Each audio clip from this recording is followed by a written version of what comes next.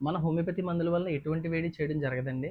ఆయుర్వేదం మందులు కొంతవరకు వేడి అని చెప్పడం తప్ప జనాలు అంటే లైక్ వాటిలో చూర్ణాలు, ఆకుపసర్లు అవి ఇస్తారు కదా! వాటి వల్ల ఏమన్నా వేడి చేయొచ్చేమో తెలీదు గానీ, హోమియోపతి మందులు, ఆయుర్వేద మందులు 2 ఒకటే అనుకుంటారు.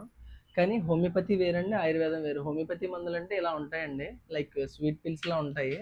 సో, మన ఆయుర్వేదం మందులైతే చూర్ణాల కింద, పచ్చటి ఉండల కింద అది ఉంటారనమాట. ఓకే. సో, చాలా మందికి తెలియని ఒక ఇది పెట్టేసుకున్నారు. భయం పెట్టేసుకుంటున్నారు.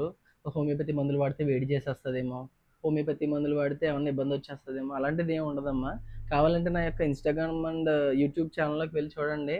మన పేషెంట్స్ ఇచ్చిన జెన్యూన్ రివ్యూస్ ఉంటాయి. అన్నిటికి సంబంధించి సట్ట నొప్పి, నడుము నొప్పి, కీళ్ళ నొప్పులు, మోకాళ్ళ నొప్పులు అన్నిటికి సంబంధించి లైవ్ పేషెంట్స్ చెప్పిన వీడియోస్ ఉంటాయి చూడండి. అదే కాకుండా నాగ విఘ్నేష్ గారికి తిరుపతి వెళ్తుందండి ఈరోజు ఇది పోస్టల్. అండ్ డి సురేఖ అని చెప్పేసి ఇదేమో ఏడిది వెళ్తుందండి. సో ఇలా ఎంతోమంది పోస్టల్ ద్వారా కూడా మందులు పొందుతున్నారు. అండ్ ఏ సైడ్ ఎఫెక్ట్ లేకుండా మీరు అన్ని రకాలుగా ఏ సమస్యనైనా తగ్గించుకోవచ్చు. ఇంగ్లీష్ మందులు వాడి అనవసరంగా ఆరోగ్యాన్ని పాడు చేసుకోకండి. హోమియోపతి వాడండి, మంచిగా రికవర్ అవ్వండి. Thank you.